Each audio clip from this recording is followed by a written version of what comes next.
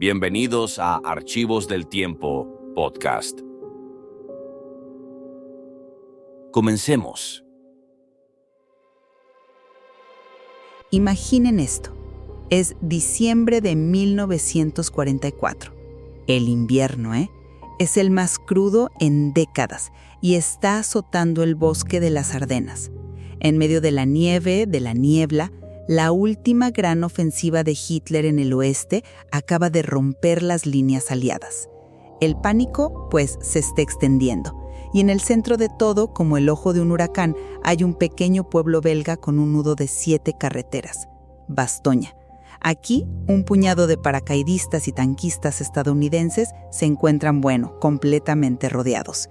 Superados en número, sin ropa de invierno, con municiones contadas y sin esperanza de ayuda inmediata. Exacto. Y la pregunta que ha definido la leyenda de esta batalla, y que hoy nos convoca, es fundamental. ¿Qué fue lo que realmente decidió el resultado en Bastoña? ¿Fue esa resistencia casi sobrehumana, ese coraje indomable de los soldados sitiados, lo que forjó la victoria desde adentro? ¿O fue esa victoria en realidad un producto de la torpeza estratégica alemana y la intervención decisiva de fuerzas externas que llegaron casi como un milagro en el último momento? Yo voy a sostener que la victoria se ganó en esos pozos de tirador congelados de Bastoña, que fue el resultado directo de la tenacidad, del liderazgo y de la brillantez táctica de una fuerza que simplemente se negó a romperse cuando todo a su alrededor se estaba derrumbando. Y yo, por mi parte, argumentaré que si bien el heroísmo de los defensores es indiscutible y admirable, la balanza fue inclinada de manera concluyente por factores que ellos no controlaban. Los graves errores de cálculo alemanes, un cambio providencial en el clima y, por supuesto, la llegada de la caballería en forma del tercer ejército de Patton. A ver, la defensa de Bastoña es una de esas historias que parecen sacadas de una epopeya. La 101 División Aerotransportada, los Screaming Eagles, no llegaron a un frente estable. Fueron lanzados al caos absoluto. Vieron con sus propios ojos a otras unidades estadounidenses en plena retirada, desmoralizadas, advirtiéndoles que los alemanes estaban por todas partes. Pero en lugar de contagiarse del pánico, hicieron lo que las tropas de élite hacen: impusieron orden en el desorden. Sin equipo de invierno, tiritando en agujeros cavados en la tierra helada, establecieron un perímetro defensivo de 360 grados. Y el liderazgo fue clave. La respuesta del general Macaulay a la exigencia de rendición alemana, ese monosílabo desafiante Nats, no fue solo una anécdota. Fue un grito de guerra que se extendió como la pólvora, unificando a cada hombre en la idea de que la rendición no era una opción. Y tácticamente fueron soberbios. Los aproximadamente 40 tanques del Comando de Combate D de la 10ª División Acorazada que estaban atrapados con ellos se convirtieron en lo que llamaron una brigada de incendios. No tenían suficientes fuerzas para guarnecer todo el perímetro, así que usaron estos tanques y cazacarros como una reserva móvil, corriendo de un sector amenazado a otro para, apagar los fuegos de cada asalto alemán. No sobrevivieron por casualidad, sobrevivieron gracias a una defensa activa, inteligente y ferozmente decidida. Sí, pero esa narrativa, aunque es muy poderosa, corre el riesgo de simplificar una situación militar que era mucho más compleja. Para entender Bastoña, primero hay que entender la fragilidad del plan alemán. Toda la operación Wacht am Rhein era una apuesta desesperada, logísticamente insostenible, que dependía de la velocidad y, crucialmente, de capturar los depósitos de combustible aliados. Bastoña y su nudo de carreteras eran vitales para mantener ese impulso. Y aquí es donde ocurre el primer error alemán, uno que le dio a la 101 la oportunidad de sobrevivir. El general von Ludwitz, al mando del 47º Cuerpo Panzer, tomó una decisión fatal. Estaba obsesionado con no perder tiempo en su avance hacia el río Mosa y decidió no usar la fuerza abrumadora de sus 2 divisiones Panzer de élite, la 2ª Panzer y la Panzerlehr, para aplastar Bastoña el primer día. En su lugar, optó por rodearla, aislarla y dejar la tarea de limpieza a fuerzas secundarias e insuficientes. La 26ª División Volksgrenadier, una unidad formada con personal de retaguardia y reclutas jóvenes, no precisamente la punta de lanza de la Wehrmacht, y un solo regimiento de la Panzerlehr. Y lo que es peor, los asaltos que lanzaron sobre el perímetro fueron desastrosamente coordinados. Atacaban por el este, eran repelidos y horas después atacaban por el noroeste. Jamás lanzaron un ataque simultáneo y concentrado que hubiera obligado a los defensores a dividir su preciada brigada de incendios. Les regalaron básicamente la ventaja táctica desde el primer momento. Entiendo tu punto sobre los errores alemanes, pero un error del enemigo solo es una ventaja si tienes la capacidad de explotarlo. Hablemos de esa respuesta nuts. En un momento de absoluta desesperación, con la artillería racionada a apenas 10 disparos por cañón al día y los médicos operando sin morfina, ese gesto fue la encarnación de la mentalidad de la 101. No fue solo para la galería, fue un acto de desafío que reafirmó la voluntad de luchar hasta el final. Inspiró a cada soldado en su trinchera helada y transformó el miedo en determinación. Es el factor humano, la moral, lo que convierte a un grupo de hombres aislados en una fortaleza inexpugnable. Es una gran historia para levantar la moral, sin duda. Pero seamos prácticos. ¿De qué sirve la moral cuando tu artillería está en silencio y tus heridos se mueren de gangrena?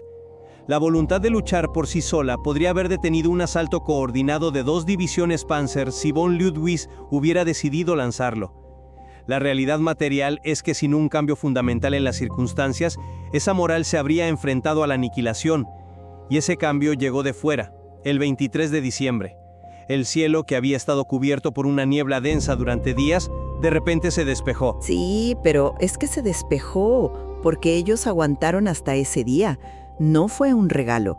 Cada hora de resistencia, cada cartucho gastado con cuidado, cada contraataque local, estaba comprando tiempo. La defensa de Nuvim, al noreste de Bastoña, es un ejemplo perfecto de esto. Un solo batallón de paracaidistas y un pequeño grupo de tanques detuvieron el avance de toda una división panzer alemana durante 2 días que fueron cruciales. Ese tiempo no fue suerte, fue comprado con sangre y sacrificio. Ellos crearon la ventana de oportunidad para que sus ventajas estratégicas más amplias, como el dominio aéreo aliado, pudieran por fin entrar en juego. Y ahí es donde discrepo. ¿Crearon una oportunidad? Sí, de acuerdo, pero fue el clima, un factor de pura suerte, el que la materializó. El puente aéreo que siguió no fue un extra, fue un salvavidas. Cientos de aviones C-47 volando bajo, lanzando en paracaídas los suministros que necesitaban desesperadamente. Estamos hablando de 144 toneladas de equipo en un solo día. La munición, los vendajes, las raciones K, las baterías para las radios.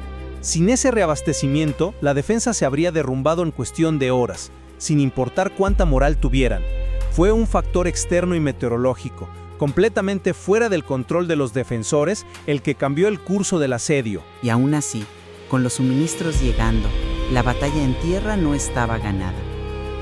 El momento más crítico del asedio no fue antes del puente aéreo, sino después.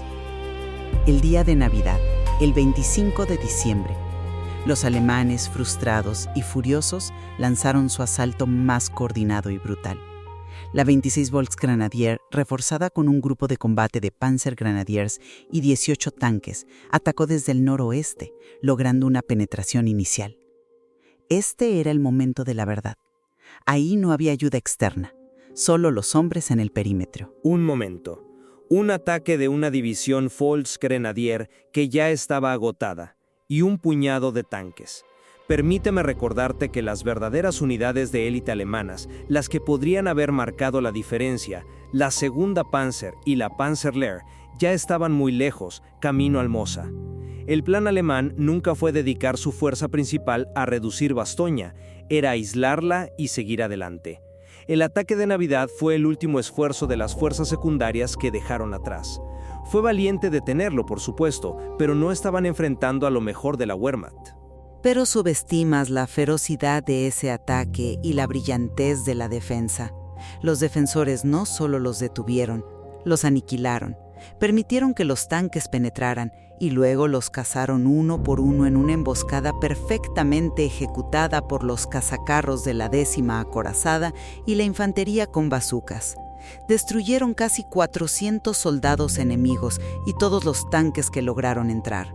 Fue una derrota tan contundente que quebró la voluntad ofensiva alemana. Ellos aseguraron su propia supervivencia. La llegada de Patton al día siguiente no fue un rescate, fue la consolidación de una victoria que ellos ya habían forjado con su propia sangre en la nieve. Y eso me lleva a mi punto final, el que considero irrefutable: la llegada de Patton. La defensa de Bastoña siempre fue, por definición, una operación de contención. El objetivo era resistir hasta ser relevados. La victoria final no era detener a los alemanes, era sobrevivir para que el frente se restableciera. Y eso solo podía lograrlo una fuerza externa. Lo que hizo el tercer ejército de Patton es una de las mayores proezas logísticas de la historia militar. En medio de una tormenta de nieve, Patton giró a 3 de sus divisiones, casi 250.000 hombres y 133.000 vehículos, 90 grados, y las lanzó hacia el norte por carreteras heladas. Es algo que los propios planificadores alemanes consideraban imposible. Una proeza, sin duda. Pero ¿qué habrían encontrado si la guarnición se hubiera rendido el día 24? Habrían encontrado a los alemanes firmemente atrincherados en Bastoña, controlando el nudo de carreteras y con sus divisiones Panzer ya repostadas.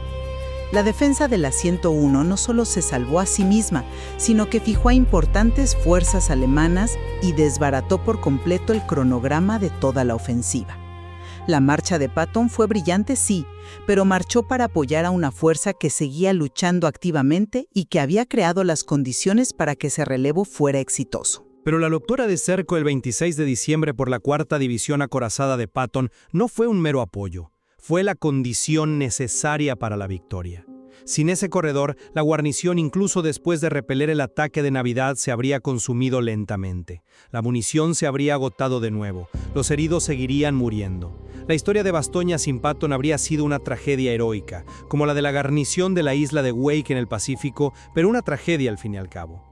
El acto que puso fin al asedio y declaró la victoria no fue una andanada de artillería desde dentro del perímetro, fue el ruido de los tanques Sherman de Patton rompiendo las líneas alemanas desde fuera. Por mi parte, reafirmo mi posición.